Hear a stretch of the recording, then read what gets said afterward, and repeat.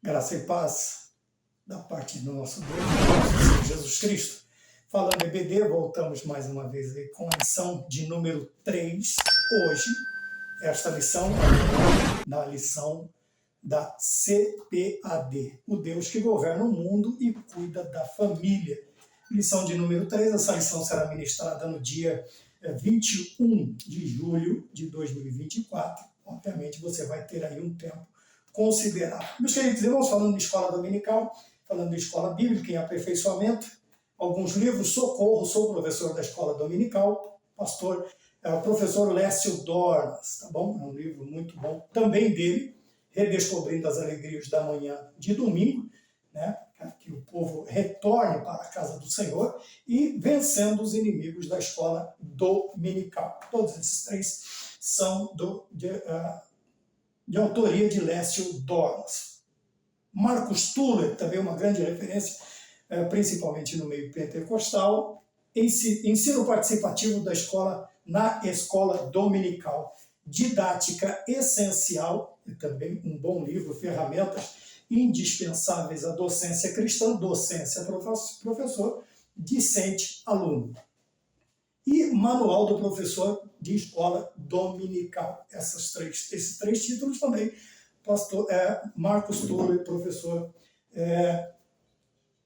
engajado na questão da escola dominical. Você, aluno, professor, superintendente, pastor, você que quer se aperfeiçoar, você que quer aprimorar, se aprimorar na questão do ensino, Paulo disse, esmere-se no fazer, tem aqui no caso, 6 referências muito boas para o professor, para o aluno, para o superintendente, para o pastor, ou meramente para o irmão que gosta, e a irmã que gosta de ler, de boas referências de livros, nós temos aqui, né? Fora a nossa escola dominical, nós temos os livros, temos os nossos materiais, e é bom que o professor, o aluno, não somente o professor, mas também o aluno, para que ele tenha uma base ao chegar, ele não seja como uma esponja que absorve todas as coisas sem uma base de conhecimento. Tá bom? Então, vamos continuar na nossa escola dominical, na nossa escola bíblica, na nossa lição de hoje. Ruth e Noemi entrelaçadas pelo amor. Vejam bem, eu gostaria de gastar um breve tempo nessa questão do amor, né? Nós vemos que, infelizmente, hoje em dia, muito mais hoje em dia, mas há um bom tempo já, as pessoas vêm tentando, alguns grupos vêm tentando fazer com que a raiz, aquilo que foi proposto, esse nome, essa palavra, este sentimento, ele mude de visão, de caminho, de parâmetro, de uma infinidade de coisas. Mas veja, no grego nós temos aí, isso aqui bastante conhecido também no meio cristão, no grego nós temos 3 referências para amor. O amor ágape, o amor filéu e o amor eros. Vejam bem, o amor puro, verdadeiro, amor que é ligado a Deus, é o amor ágape, né? Alguns dizem agapau, como ele está escrito. Porém, esse é ligado ao amor verdadeiro, o amor puro, o amor sem interesses, um amor 2. Filéu, que é usado para o amor familiar, o amor entre irmãos, amor pai e filhos, mãe e filhos. Veja bem, um sentimento de amor familiar, entre amigos, entre cristandade, referência o amor filéu. E o amor eros, que é o amor propriamente dito, mais ligado ao casal, marido e mulher, o relacionamento, tanto o relacionamento como convivência, tanto com o relacionamento também nas conjunções que nós falamos. Vejam bem, porém, há essa diferenciação, né? Algumas pessoas tentam ver nesta lição, neste relacionamento, e em outro da Bíblia, uma proposta, uma ideia que não é dita pelas Sagradas Escrituras. Mas, infelizmente, e alguns, né, por não, como diz Oséias, não conhecerem, acabam sendo enganados por estas ideias. Então vamos lá, Ágape, o amor perfeito, o amor a Deus. Filéu, família, amizades, irmandades na questão do cristianismo. Eros, mais relacionado a... Alguns tentam trazer ele para perto do filéu, mas não vai dar, porque nós sabemos que Eros, e você vai ver dessa raiz, as suas vertentes, elas estarão sempre ligadas a uma determinada ação que acontece dentro do relacionamento homem e mulher. Falando nisto, infelizmente alguns preceitos são abandonados e dentro o entrelaçamento deste amor, como nós veremos aqui na lição, como ele pode ser duradouro. Nós vemos hoje em dia também, por causa destas ideias errôneas, são relacionamentos muito superficiais, são relacionamentos que não têm duração. Quando tem algum tipo de duração, não há uma junção verdadeira, alma e espírito, os dois serão uma só carne, como diz as Escrituras. Por quê? Porque nós somos impacientes nas questões de esperar Deus fazer conforme a vontade dele, ou vivemos a nossa vida baseada nas vontades, não no querer de Deus. Quando nós temos esta realidade inculcada em nossa vida, em nossa mente, nós vamos logicamente, nós vamos ter relacionamentos duradouros, né, e alguns até longevos, e alguns atingem até aquela questão que está também relacionada ao casamento, até que a morte os separe. Obviamente, hoje é apresentado vários motivos, e às vezes motivos nem tão consistentes ou fortes assim, para que se aconteça a dissolução da união entre um homem e uma mulher. Porém, nós estamos numa modernidade vasta, nem todos têm o apego às Sagradas Escrituras e suas doutrinas, e assim também vão liberando determinadas coisas. Alguns por interesse, outros por não conhecerem, outros até, vamos dizer assim, alguns até caem em certos pontos por não conhecer. Tá bom? Então vejam bem, para que não haja nenhum tipo de confusão na lição que nós vamos ver hoje, nós vamos falar sobre isso. Esse vínculo, né, dentro do Ruth, quer dizer amizade, e Noemi, agradável, dentro desse relacionamento, o próprio nome, nós vamos falar sobre isso na lição, os próprios nomes dessas duas personagens já trazem a ideia deste relacionamento, deste entrelaçamento, deste vínculo. Quer dizer, o que é um vínculo? É uma ligação afetiva ou moral entre duas ou mais pessoas. Tanto pode ser um casamento, uma sociedade, uma família, mas este vínculo, o amor, ele traz essa questão, essa ideia de afetividade, mas também da moralidade na afeição, para que não aconteça excessos, né? Exageros, quando nós baseamos a nossa vida dentro das morais, da ética, da moral, dos bons costumes, nós não extrapolamos determinados limites, determinadas coisas, para que não degringole, vamos dizer assim, não morra abaixo determinadas coisas. Quando nós vemos a questão também do amor, agora trazendo para uma questão nosso relacionamento com Deus, no capítulo 21 de João, do versículo 15 a 17, nós vamos ver Jesus Cristo repetindo a pergunta a Pedro 3 vezes. Vejam, aparentemente a mesma questão. Não, cada vez que Cristo pergunta para Pedro, você me ama? A resposta de Pedro é diferente. Ele vai entendendo essa profundidade, ele vai entendendo qual é a resposta, qual é o sentimento que ele deve ter para dar a resposta a Cristo. Ele fala, me ama mais do que a estes. Alguns ligam a estes como sendo os barcos, que Pedro voltou para pescar, né? Jesus Cristo ficou 3 dias para falar com eles novamente, vamos dizer assim, obviamente, e também outros vão dizer assim, a estes discípulos, né? Eu já acho que se Jesus chega no meio de todo mundo e pergunta, você me ama mais do que eles, alguém ia ficar triste, né? Isso é normal do homem, ou ia ficar um pouco mais bravo com Pedro, como fizeram com José, né? Aquela aparência com José. Porém, uma coisa ou outra, a resposta de Pedro tinha que ser satisfatória à pergunta. Por quê? O Senhor entregaria para Pedro aquilo que de mais precioso estava diante dele, que era a sua igreja, a sua noiva. Jesus Cristo entregaria o cargo para Pedro como o primeiro apóstolo a governar, a dirigir a igreja, depois que o Senhor Jesus Cristo ele entregasse a sua vida na cruz do Calvário e ele fosse assunto aos céus, capítulo 1 de Atos, tá bom? Então, essa ligação afetiva ou moral entre duas ou mais pessoas é o vínculo, é a palavra entrelaçados. Veja que era uma ligação afetiva e moral pelo quê? Pelo amor. Já expliquei sobre o amor.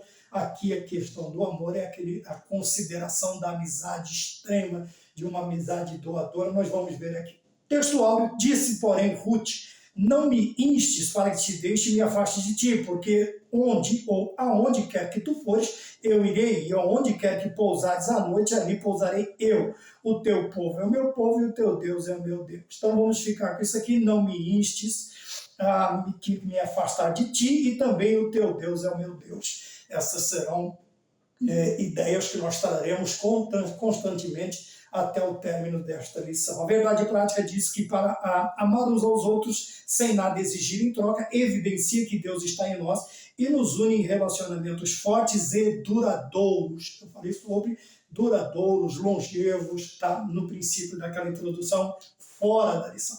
Então vejam bem, uma coisa que evidencia a presença de Deus em nós, evidencia que Deus está em nós. Então é fácil reconhecer as pessoas que Deus habita, em que Deus realmente está, em que Deus realmente tem um compromisso com aquela pessoa. Veja, ele vai demonstrar um sentimento não egoísta, não egocentrista, é aquele que não olha para o próprio umbigo, não busca os seus próprios interesses. Nós vamos ver isso no decorrer da lição. É só uma breve explanação daquilo que nós veremos aqui.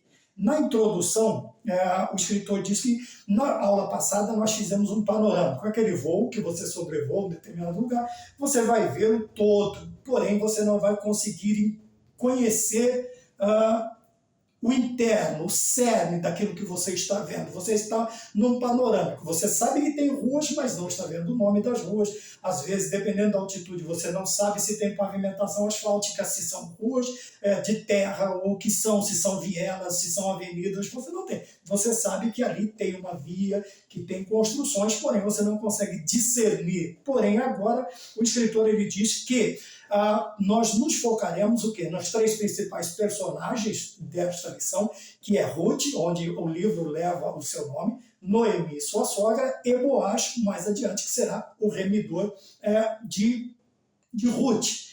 Consequentemente, também abençoando a vida de Noemi, porque nós vemos que ela é colocado sobre ela uma bênção, uma oração de bênção, de prosperidade, porque Deus atendeu remindo a Ruth através de Boaz. Consequentemente, todo o esforço também de Noemi, ele é recompensado lá na frente com esta remissão que nós vamos ver mais adiante. Qualquer coisa, você volte uma lição, a lição de número 2, ela vai estar lá, o livro de Ruth, e você acompanha ali também. Veja, porém, nesta lição propriamente dita, nós vamos falar mais sobre Ruth e Noemi, que é este relacionamento, esta relação, esta ligação, este vínculo propriamente dito nesta lição, tá bem?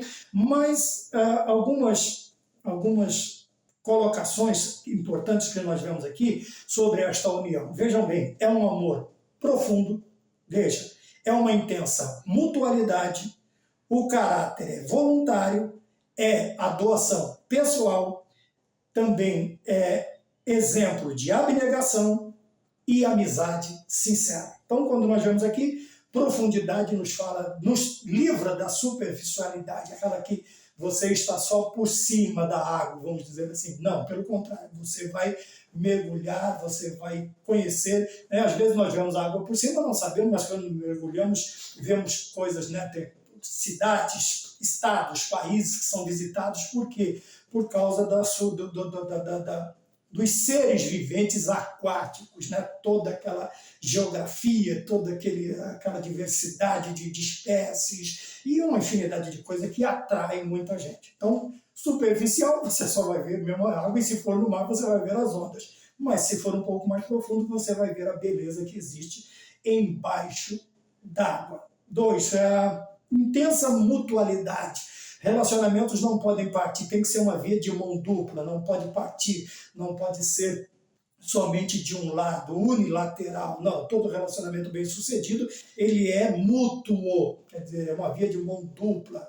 Não é que eu vou fazer porque o outro faz. Um faz, o outro faz, porque eles têm o quê? Eles têm doação. Eles são a doação pessoal. A partir do momento que nós entendemos essa questão da doação, nós também participamos da mutualidade. Vou me doar. Né? Não é uma competição para ver quem faz mais do que o outro, quem ama mais do que o outro. Não. Simplesmente isso naturalmente vai acontecendo na vida, seja do casal, seja da família, seja da igreja, seja de uma sociedade. Isso é normal, tá bom?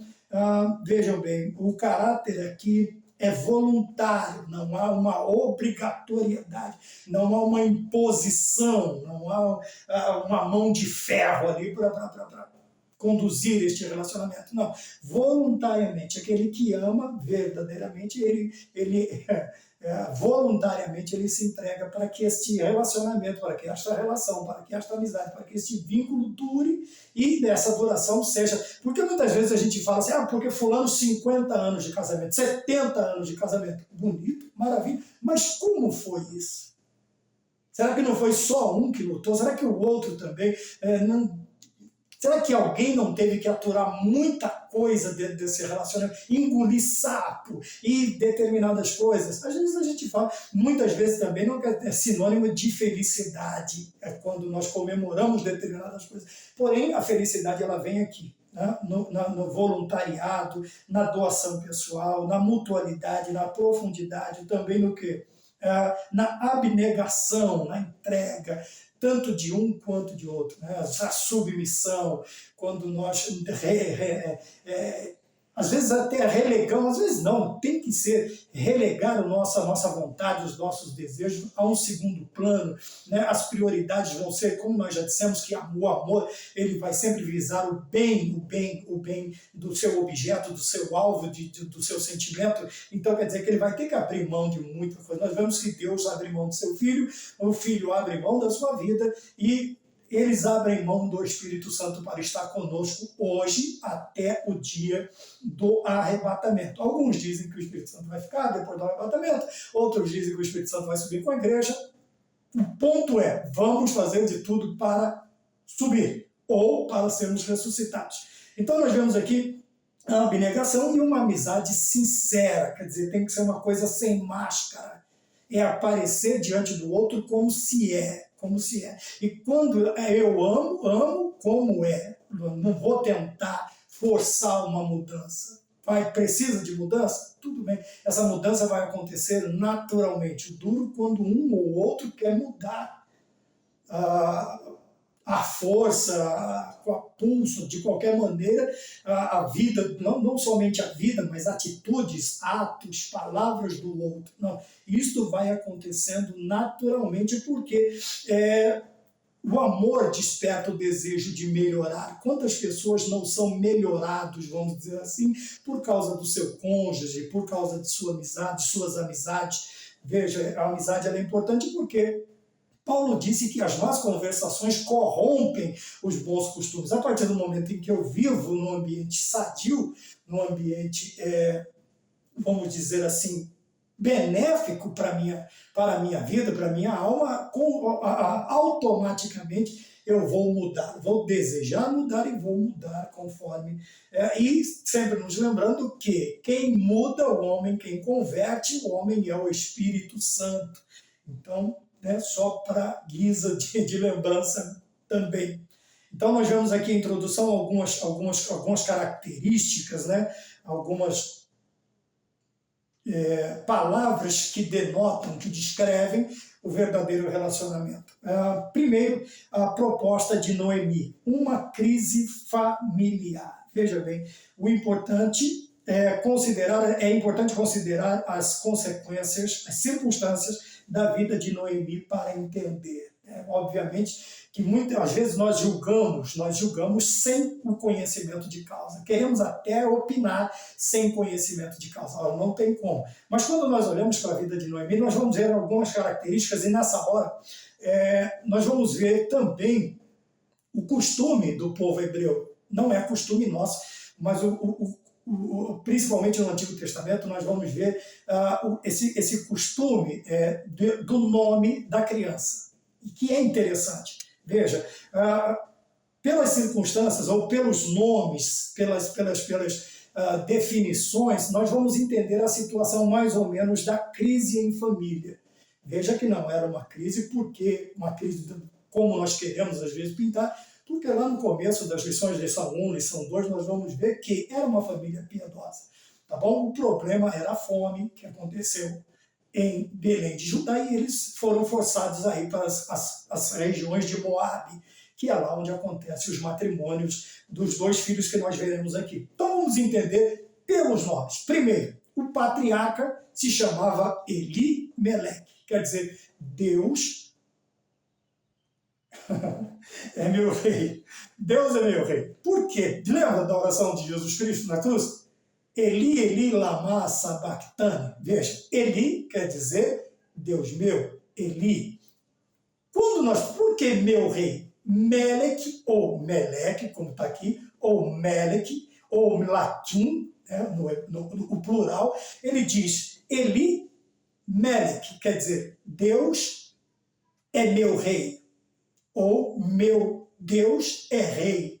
Então, colocado aqui, meu Deus é rei, Elimeleque. Vamos mais adiante. Malom queria dizer doença. Veja, quando eu disse as características, o nome era dado segundo as características da criança. Então veja, quando vemos Quirion, queria dizer o quê? Definhamento. Infere-se, né, segundo também a lição, podemos ter o entendimento que a saúde dos dois não era tão boa. Tanto é que quando contraem o matrimônio, lá em Moabe, os dois morrem. E o pai também é falecido agora. Mas quando olhamos para a situação dos nomes, Ruth se chamava amizade, quer dizer, a tradução, órfã quer dizer pescoço, guarde isso aí, pescoço, órfã, pescoço. Nós vamos falar um pouquinho mais para frente. Considerando a expressão que os nomes tinham na antiguidade, é bastante provável, e aí entra a questão que eu falei da saúde não tão boa dos dois meninos que nascem e recebem estes nomes, né? As suas saúdes, aparentemente, desde o nascimento, já não eram muito boas. A vida Noemi agradável, como nós dizemos ali, então, aparentemente, vejam bem, essas circunstâncias fazem com que ela se torne uma pessoa amarga. Amarga. Não quer dizer que quando somos fiéis, ou tentamos, ou procuramos, dentro das nossas limitações, sermos fiéis a Deus, essa nossa fidelidade nos isentará de problemas, de maneira alguma. Porém, nós vamos ver aqui também que ela se torna amarga, e dos dias é difícil, ela fala, não me chame mais pelo nome, me chame aqui de Mara. Né? Quer dizer, de amarga, de amargosa, das águas de Mara. Me chame de Mara a partir de agora. Veja, a situação não era tão boa. Porém, vejam bem, nós veremos características na vida de Noemi que fazem dela um exemplo de virtude, de liderança, de força, de capacidade, de fé, que nos induzem também a agirmos da mesma maneira nos dias de hoje. Não somente a ala feminina, vamos dizer assim, mas todos nós, os jovens, homens, velhos, jovens, meninas, jovens, mulheres, idosas, a termos o mesmo sentimento, a mesma visão, as mesmas características, buscarmos ter as mesmas características desta brilhante mulher chamada Noemi. Apesar de tudo isto, ela tira, o ponto de número 2 diz que ela tira a força desta fraqueza. Vejam bem, Noemi não esconde as suas deficiências, os seus problemas. Deficiências que eu digo assim são faltas, falhas que a vida não lhe proporcionou. Quer dizer, agora a ausência do marido, a ausência dos filhos, e ela tem 2 noras moabitas para se preocupar também. Não é porque agora são 3 viúvas e ela diz, vocês se virem por aí. Não, é a preocupação de Noemi também agora passa a ser quem? Suas duas noras. Vejam bem, ela não esconde, mas ela não usa isto, ela não usa estes problemas, essas dificuldades, estas necessidades que ela tem na sua vida como uma desculpa. Veja, o escritor diz assim, ela não esconde seus sentimentos, mas também não os explora como autopiedade ou autocomiseração. Então, é o quê? É sentindo dó de si mesmo, né? Sentindo pena de si mesmo. É aquela pessoa, é o coitadismo. Noemi, ela, apesar de todas as suas dificuldades, ela tira força da sua fraqueza. E isso é uma lição bíblica do Gênesis ao Apocalipse, que nós precisamos ter esta característica. Nos momentos de maior necessidade é que surgem os grandes vultos, os grandes ícones dentro das Sagradas Escrituras. Você não vai ver em tempo de paz, de abundância, disso ou daquilo, os melhores tempos surgiram grandes nomes dentro das Escrituras, mas nos momentos mais difíceis, tanto do povo do Antigo Testamento quanto da igreja, agora nascendo a igreja do tempo dos apóstolos, nós vamos ver os grandes nomes aparecendo nestes momentos. Isso quer me dizer que nós não conseguimos extrair o melhor da nossa fé nos momentos fáceis, mas nos surpreendemos com a presença de Deus na nossa vida, e a fé que em nós foi colocada por Deus, que nós nos surpreenderemos de grandes coisas, não que nós fazemos, mas que Deus pode fazer através de nós. Vejam bem, ela não explora, ela não faz uso, ela não começa com coitadismo, com aquela choradeira que nós vemos que algum tem costume. Pelo contrário, o que ela faz? A Bíblia diz, no capítulo 6, ou capítulo 1, versículos 6 e 7, vai dizer que ela se levanta. Que Noemi, ela se levanta. Levantar-se quer dizer se colocar de pé, se pôr à disposição e levantar para enfrentar, não somente o ato de levantar-se, mas de se colocar à disposição, dizer vou enfrentar, eu vou para frente, eu vou para cima, eu vou buscar. Noemi, então, veja bem, ela faz o que? Ela se levanta, ela se põe de pé, ela não fica prostrada no coitadismo, pelo contrário, ela ergue a cabeça, ela se levanta e faz o quê? Ela tem uma atitude de liderança, mesmo em meio a tamanhas tristezas. Os grandes líderes, obviamente, eu penso que os grandes líderes, eles já nascem líderes, a vida vai aperfeiçoar. Então não se faz um líder, não se constrói, se aperfeiçoa a liderança. O líder, ele já nasce líder. Você vai ver tanto a parte boa do ser humano, o líder, o bom, o líder, e o mau líder também, ele sempre vai apresentar, desde a infância você vai ver nas brincadeiras, nas suas expressões, nos seus relacionamentos, ele sempre vai se destacar. O que nós podemos fazer? Aperfeiçoar esta liderança, trazendo aí ensinos, exemplos, para que ele se torne, para que essa liderança seja aperfeiçoada. Mas o líder, o líder, ele já nasce líder, Deus já faz dele, ele já nasce um líder. A liderança é a mesma coisa que não se faz um pastor. O pastor é chamado, mas já nasce também com a característica do chamado para o pastorado. Não escola teológica, escola bíblica não faz pastor. Aperfeiçoa pastor, não faz obreiros. Aperfeiçoa obreiros. Então vejam bem, agora ela se levanta e ela demonstra o quê? Dentro de todos esses problemas, ela levanta para demonstrar, para tirar força e agora se apresentar como líder deste trio, vamos dizer assim, desta família, do que sobrou da família. Ela se coloca de pé. Vejam bem, não somente ela se levanta, ela tem essa atitude. Como é demonstrada essa atitude? Vejam bem, já idosa, ela tira forças da fraqueza, subindo e descendo das montanhas em tempos tão remotos. Hebreus capítulo 11, versículo 34. Vejam bem, das Campinas de Moabe até Belém de Judá, cerca de 120 quilômetros. Não sabemos, a Bíblia não diz se foi numa montaria, se ela foi a pé. O interessante é que as suas necessidades, a sua idade não impediu de ela fazer o quê? De ela dar o exemplo. Esse foi o exemplo que ela deu. A forma, o exemplo que ela deu foi caminhar, ter uma trajetória de 120 quilômetros, cerca de 120 quilômetros, vamos por assim, é uma distância razoável. Isso você, num automóvel, aí você vai levar pelo menos uma hora e pouco, né? Também não pode se exagerar com o pezinho, mas 100 quilômetros por hora você vai levar mais de horas de automóvel. Agora imagina isso a pé, ou no lombo de um dromedário, de um camelo, de qualquer outro animal de montaria.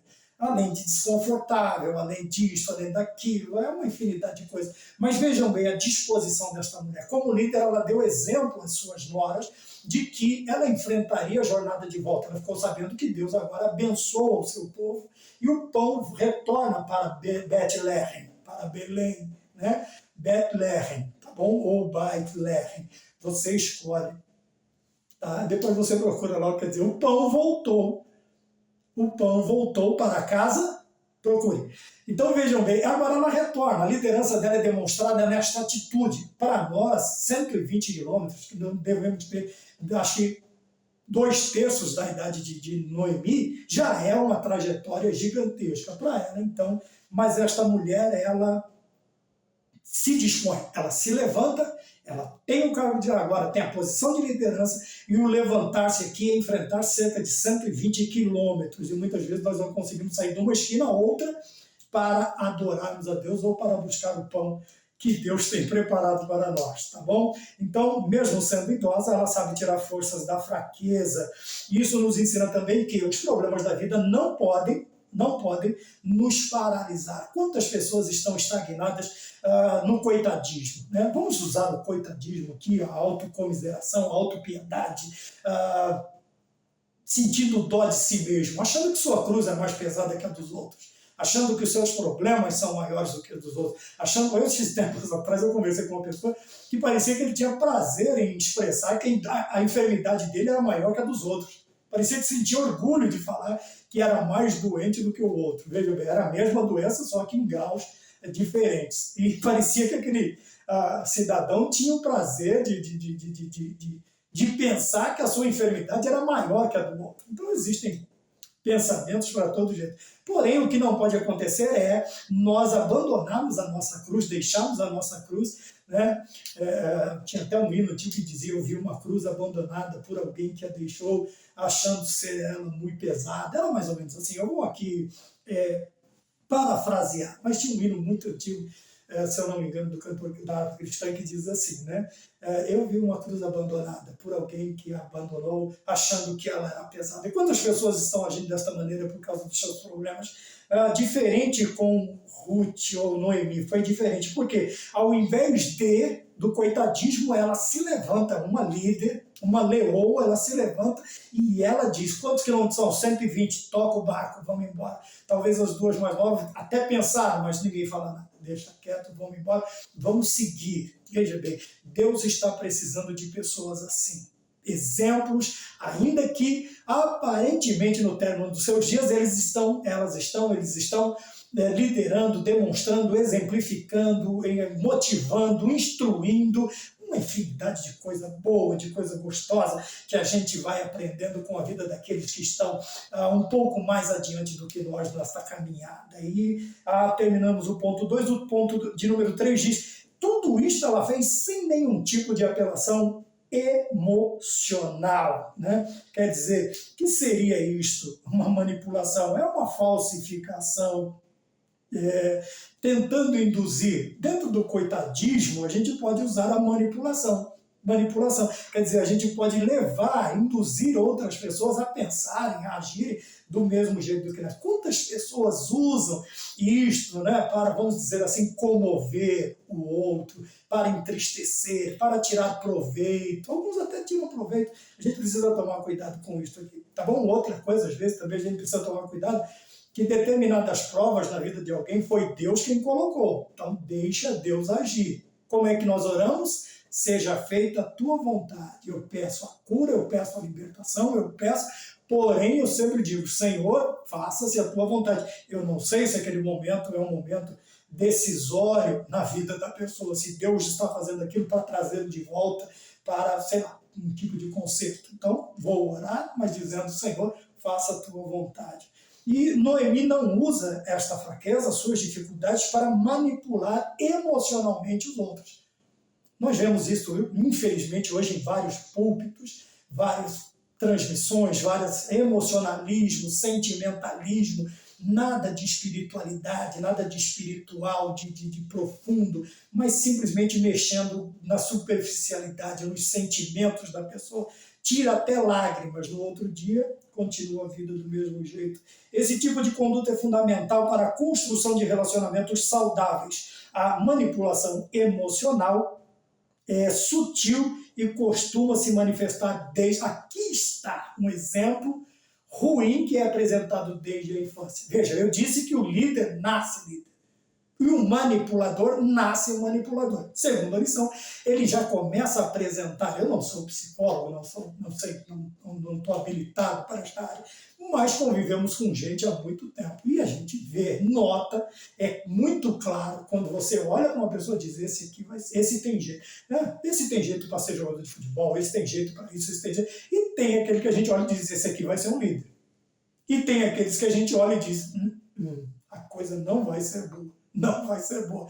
Mas a gente vai tentar, de uma forma ou de outra, sem manipulação emocional, tentar ajudar a conduzir. Né? Isso é a função, sei lá, dos psicólogos, dos psiquiatras, daqueles que mexem, que trabalham com o psique, com a mente das pessoas. Né?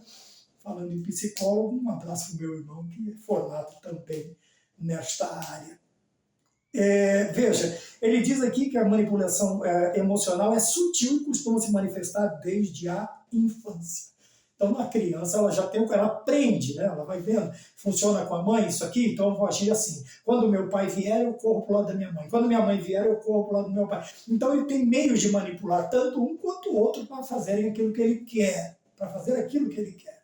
Então, muitas vezes nós fazemos isso. E nós vemos que Noemi não agiu desta forma, ela não esconde os seus problemas, pelo contrário, ela também não cai dentro do coitadismo, ela não sente pena de si mesma, ela se levanta, ela se torna líder fazendo o quê? Dando exemplo, ela caminha junto com elas, o líder sempre estará à frente, sempre estará adiante, o líder nunca manda ninguém fazer nada, se ele não está envolvido. Eliseu, o moço pede o ferro do machado, ele diz, vamos junto, onde é que foi que caiu? Ele falou, aqui, flutua o machado. Então, líder, irmão, esse negócio de líder, tomando refrigerante, mandando os outros fazer, esquece. O bom líder, ele sempre vai dar exemplo. É por isso que Lucas começa Atos dizendo assim, fiz o primeiro tratado ao Teófilo, não somente daquilo que Jesus Cristo começou a falar, mas também a fazer, ou fazer e falar. Veja, uma coisa tem que estar atrelada à outra. Então, o bom líder está sempre à frente, envolvido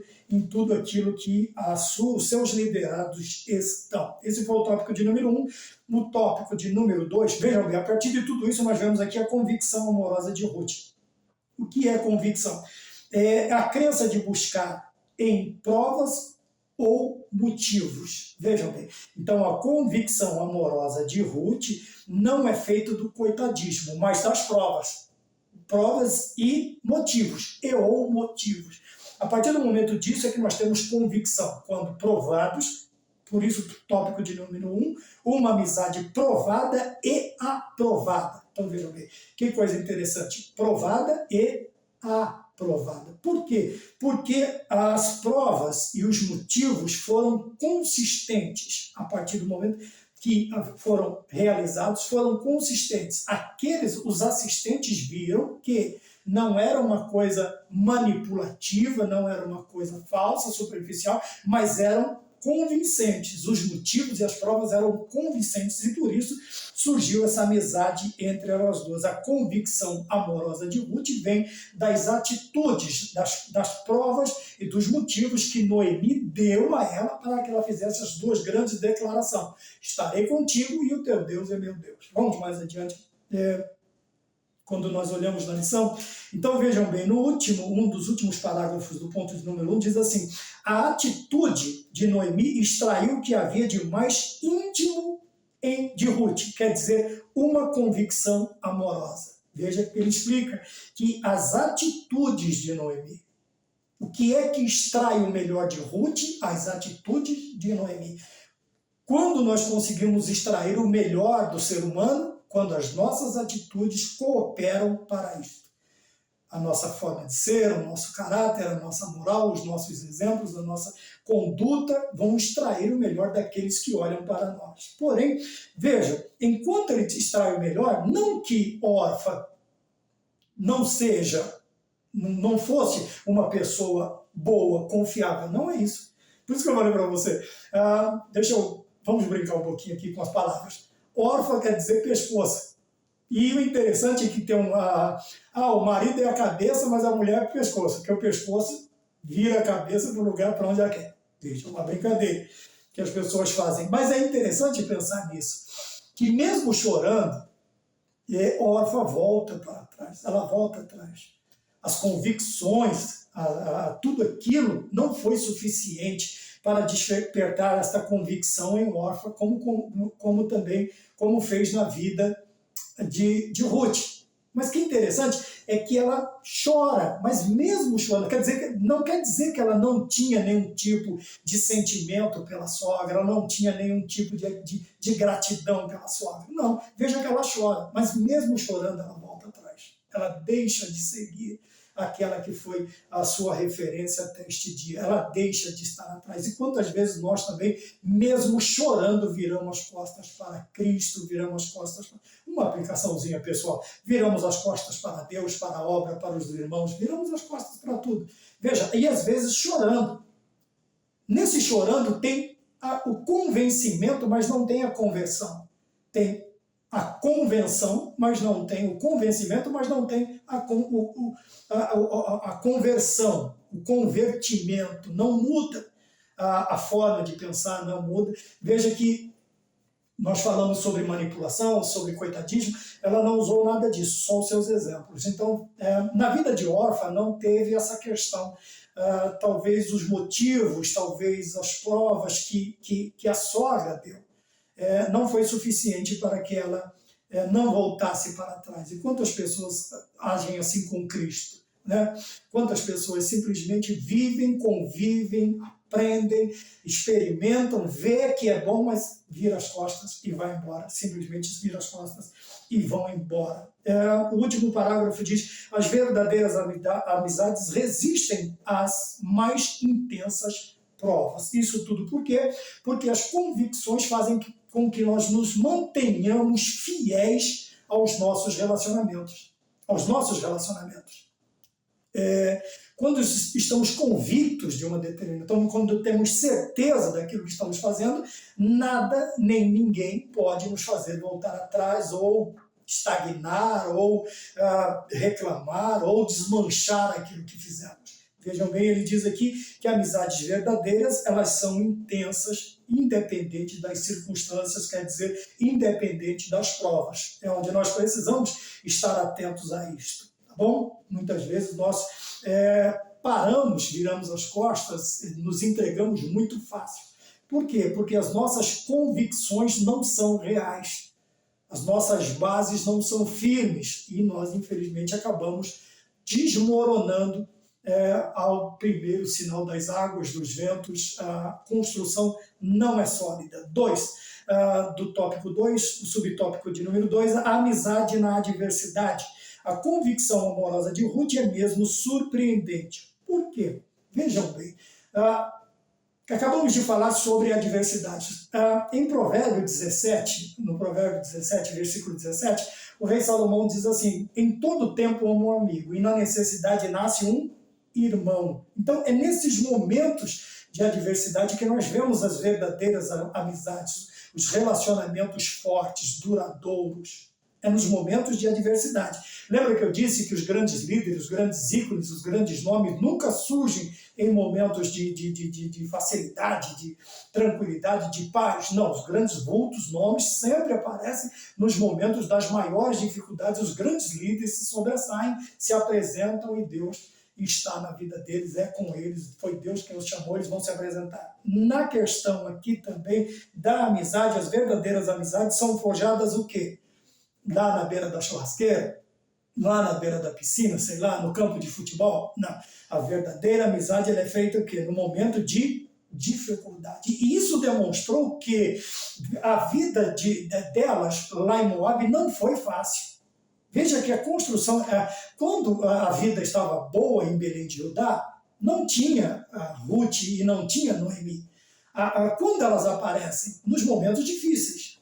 Veja, agora tem comida, tem trabalho, mas o sogro parte, um marido parte, o outro marido parte, e é nesse momento, é nesse ambiente, nessas circunstâncias, que essa amizade é forjada. Por isso o rei Salomão disse, em todo tempo amo o amigo, e na necessidade esse amigo se torna irmão. Né? Irmão. Então o rei Salomão ele sempre fala dessa questão do irmão perto, do amigo perto, do irmão longe, disto, daquilo, das verdadeiras amizades, não abandone os teus amigos e nem os amigos de teu pai e tal. Ele vai falando sobre esta questão de relacionamento, mas não é qualquer tipo de relacionamento. Isso nos ensina que, de maneira nenhuma dificuldade faria com que Ruth abandonasse a sua já idosa e viúva, duas características também muito difíceis de enfrentar lá em Israel, para onde ela estava voltando, porque agora ela é idosa e é viúva.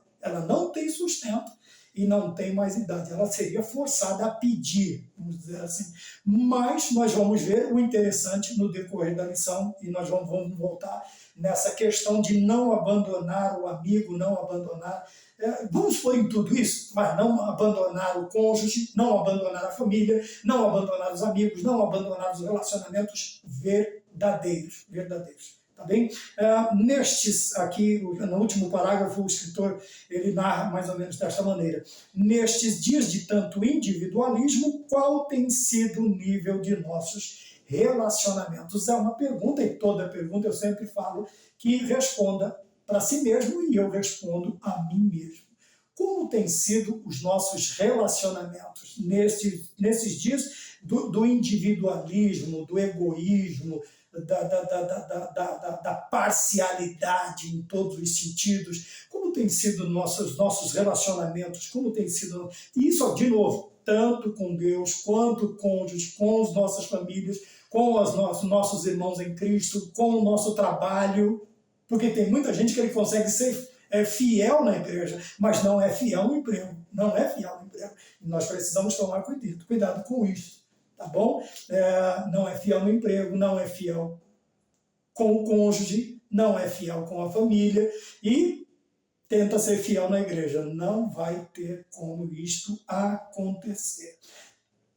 Esta amizade na adversidade, ela tem a sua demonstração. Veja,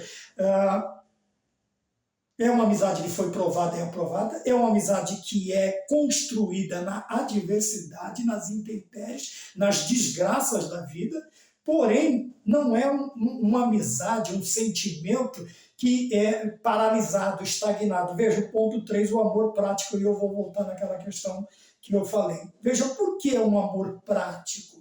Porque ela simplesmente, na sua gratidão, no seu amor, na sua, vamos dizer assim, na devoção, não na questão de devoção religiosa, mas na sua entrega a uma senhora, como se fosse sua mãe, ela não somente fala. Existem pessoas que falam de amor, falam de relacionamentos, falam dos seus relacionamentos, mas não demonstram.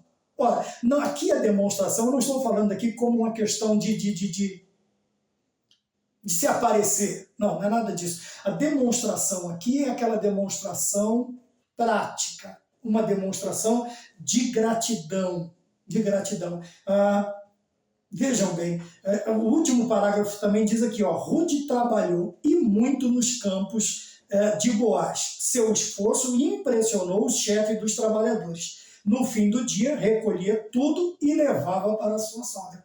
Veja que ela vai com a intenção não de ser vista, não era a intenção dela de ser vista pelos encarregados, pelos supervisores, nem pelo dono, Boaz.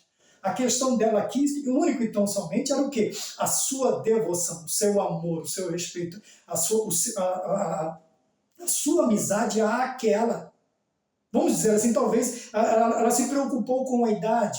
da sogra. Não, ela não dá, mas então eu vou trabalhar por nós duas, porque quando eu precisei, ela me ajudou. Veja que Ruth, ela não vai para se aparecer para ninguém. Ela faz o quê? Todo o fruto do seu trabalho, ela traz aos pés de quem? Ela traz para quem? Ela traz para Noemi, para a sua sogra. Veja, recolhia tudo e levava para a sogra, todo o fruto do seu trabalho. Isso era gratidão.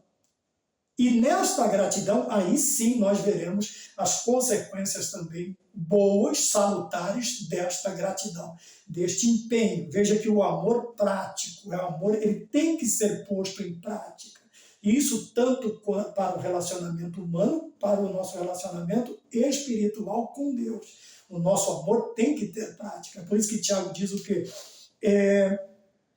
Que ele pede para você demonstrar, ou eu e você demonstrarmos a nossa fé sem obras, e ele demonstrará com as suas obras. Veja que ele não está falando aqui de salvação, ele está falando de gratidão. Paulo fala, nós somos salvos pela graça. Tiago diz, me mostra a sua fé sem obras, mas um está complementando o outro. Então Tiago diz o quê? Eu estou sendo grato, as minhas obras são de gratidão pela minha salvação. Veja que o trabalho de Ruth, ele é um trabalho de gratidão ao que foi feito por sua sogra na sua vida. É aqui que está a diferença, quando eu disse aqui, não era uma coisa forçada, mas todo o tópico 2, a amizade foi provada e aprovada, a amizade na diversidade, porém, essa amizade criou o quê? Um amor prático. Ela não estava tentando pagar, ela não estava tentando devolver o que Noemi havia feito para ela. Ela simplesmente era grata por tudo que foi feito por ela, tanto pela sogra, quanto pelo sogro, pelo esposo, e agora ela simplesmente se doa trabalhando. Lembra no início que nós falamos sobre aquelas palavras? Ela está se doando, ela está trabalhando, e o seu trabalho impressiona, porque não era um trabalho feito ali, né, corpo mole, não, era trabalho mesmo. Vamos dizer assim que ela estava trabalhando por 2, por 3, no caso seria por 2. E o interessante é isto, que o trabalho dela impressiona. Muitas vezes a gente quer trabalhar e a gente acha que está sendo grato, mas na realidade nós estamos fazendo corpo mole, sabe? Eu trabalhei numa multinacional, numa montadora, que num determinado tempo a gente chamava de operação tartaruga. Não é que você parava de trabalhar, mas trabalhava na velocidade deste animal, né? Da tartaruga. Era a velocidade dela. Não que a gente parasse o trabalho, as linhas, né? Mas a gente trabalhava na operação tartaruga. Tem muita gente que quer ser grato, mas está no módulo tartaruga. Né? Dá uma acelerada aí, vamos, né, no módulo aí, pelo menos, no alegre, um coelho, alguma coisa mais veloz. Né? E ela demonstrou a sua gratidão desta maneira, o seu amor, praticando o amor. E nós precisamos praticar o amor, e isso em todos os sentidos. Agora, que não só na questão de amigos, mas também dos inimigos, Cristo nos ensina isso na oração, que nós devemos orar não somente pelos que nos amam, mas principalmente pelos que nos perseguem. E é esta a ideia que nós temos. Então, 3, a convicção da mulher. O teu Deus é o meu Deus. Agora nós vamos à questão da convicção, da certeza, daquilo que nós temos falado desde o início. Ruth é um exemplo de fé fervorosa. Então veja, já começamos por aqui. O teu Deus é o meu Deus, né? O teu Deus é o meu Deus. Então nós vemos a primeira coisa, a fé fervorosa. O que é uma fé fervorosa? Não é uma fé barulhenta, não é uma fé, vamos dizer assim, aparente. Né? Muitas vezes a minha mãe dizia assim, né? Por fora filó, por dentro mulambo só. Já que eu comecei, eu vou terminar. Então vejam bem, era uma fé fervorosa. Por quê? Ela diz para a sua sogra, o teu Deus é o meu Deus. Quando nós falamos de ardor, né, de fervor, de uma fé fervorosa, nós estamos falando de uma fé que é demonstrada em atitudes. Veja, aqui o amor prático ele é expresso em atitudes visíveis, práticas. Ruth vai trabalhar e trabalha abnegadamente, chegando a impressionar os seus encarregados, que chama o dono da roça, vamos dizer assim, Boaz, para ver esta mulher tão aplicada no trabalho.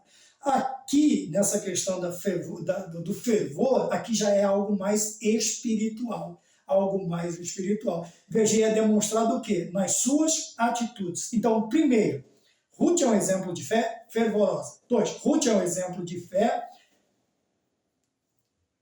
demonstrada em atitudes. 3, ela manteve uma vida austera e disciplinada, e assim alcançou uma excelente reputação. O que seria isto? Né? Às vezes fala, o que é austero? O que é? Vamos lá dar uma olhadinha. O pai dos burros, o dicionário, ele diz assim, que austeridade quer dizer o quê? Sobriedade, seriedade, ordem, método, metodologia, regra. Então, veja, bem ou mal, o conceito aqui, ele vai falar do quê? Aqui a luz está brilhando, aqui eu não consigo ler. Fala sobre renome, prestígio, entendeu? E esse prestígio, este renome, ele pode ser tanto, de novo, bom, ou pode ser um prestígio ruim. A Bíblia sempre diz que a fama precede o nome. Então vejam bem, quando ele diz aqui que ela manteve a sua austeridade, uma vida austera, não tem. Eu procuro escutar também no segundo a pronúncia. E disciplinada, aqui ela fala o quê? Disciplinada fala de método, de uma metodologia, de um planejamento, de uma regra. Era uma vida regrada, era uma vida séria. Ela manteve isso. Então quer dizer que o seu fervor demonstrava de suas atitudes. E suas atitudes eram austeras e disciplinadas. Eram sérias, eram rígidas, eram sóbrias e eram o quê? Metódicas. Eram regradas, eram ordenadas, eram planejadas. Vejam bem, uma vida que ela fez o quê? E assim ela alcançou o quê? Uma excelente reputação. Quer dizer, ela teve um renome, ela teve uma boa fama, ela teve um grande prestígio, porque ele coloca aqui, uma excelente reputação. Quer dizer que o prestígio dela era muito grande. Através do quê? Através de uma fé fervorosa. Esse fervor era traduzido em atitudes, e essas atitudes tinham qualidades, a austeridade e a disciplina. E isto fez com que ela, a partir do momento em que nós tivemos uma fé, ou desenvolvemos ou desempenhamos uma fé fervorosa, vejam bem, com atitudes, produtiva, e também uma fé austera e também disciplinada, quer dizer, séria, sóbria e metodológica. Nós temos que ter um planejamento de vida, nós também teremos o quê? Uma reputação excelente. E no ponto de número 2, todo isso que nós vimos da fé faz o quê? Na fé, na vida das outras pessoas, uma fé que inspira. Logicamente, vamos voltar. Quem foi a inspiração de Ruth? Foi Noemi.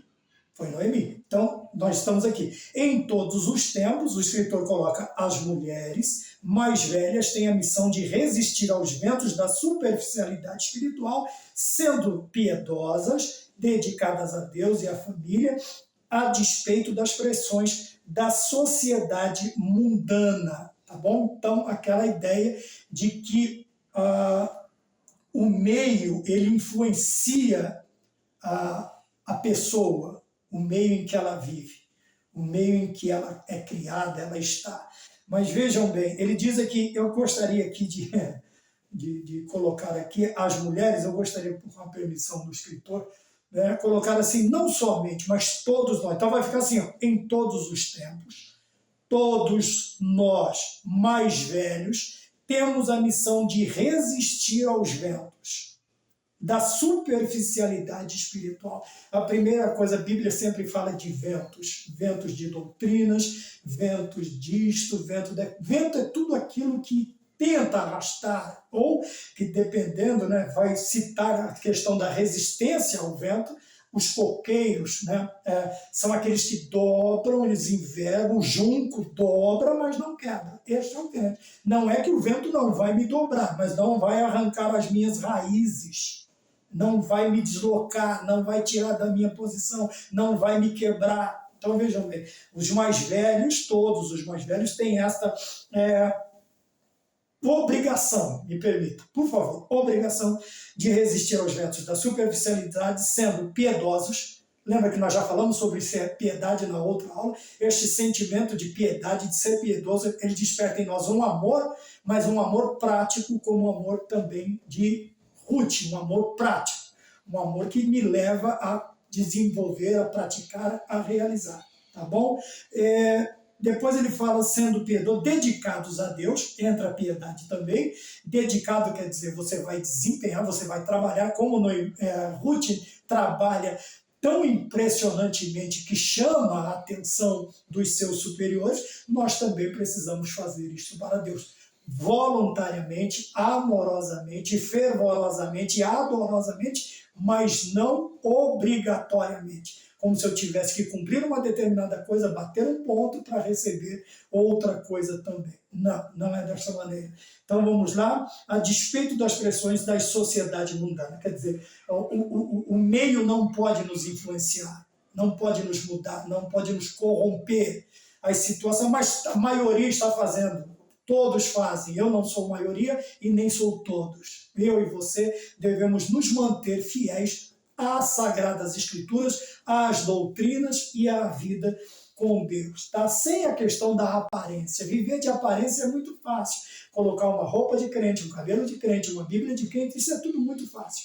A questão aqui fala de mudança, de convicção, tá bom? E encerrando, sensibilidade sob a liderança. Nós vimos aqui que a influência inspira Ruth, ela vem de Noemi. E isso pede que nós também sejamos esse tipo de referência, de influência para os mais jovens também, ou até também para os mais velhos. Tem muita, a gente aprende também, não é porque nós estamos numa determinada idade que não aprendemos mais e não podemos copiar também termos exemplos, e até de pessoas mais novas do que nós. Terceiro, a sensibilidade sob a liderança. Vejam bem, aqui ele já vai falar sobre a liderança enxergar, ser sensível a esta potencialidade na vida das pessoas. No caso aqui, na vida das mulheres. Ele vai expressar-se desta maneira. Veja,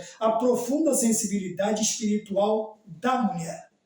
Aqui agora já não é mais, agora todas. Quando nós equiparamos os dois gêneros, homens e mulheres, nós vamos ver características profundas. E uma delas é esta sensibilidade espiritual da mulher. Tá? Sensibilidade. Quer dizer, eu estou falando aqui de sensibilidade, não estou falando de sensitivo, disso ou daquilo, estou falando da sensibilidade, do trato, da forma de entender, de compreender, de realizar, de fazer. Nós sabemos que a mulher, ela capricha muito mais, nós fazemos aí, faz que a reveria.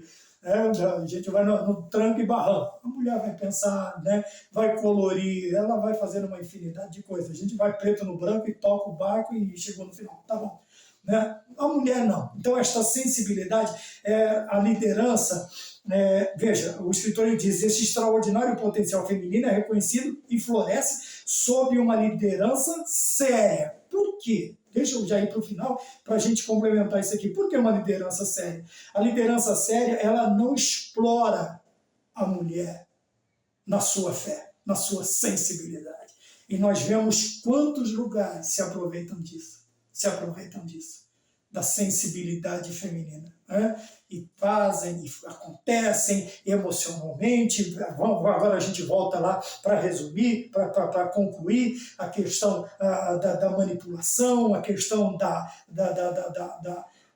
exploração, a questão que nós vimos no ponto de número 1. Nós vamos ver tudo isso. Líderes, infelizmente, aproveitando-se da boa fé e da sensibilidade que as mulheres têm. Infelizmente, não são poucos os lugares em que líderes inescrupulosos aproveitam-se de tudo isso.